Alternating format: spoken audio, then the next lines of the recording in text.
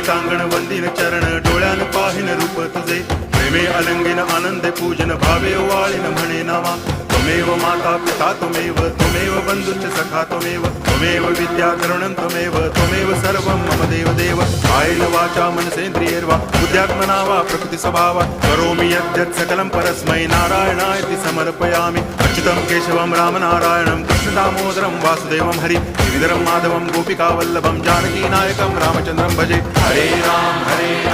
Ram Ram Hare Hare Hare Krishna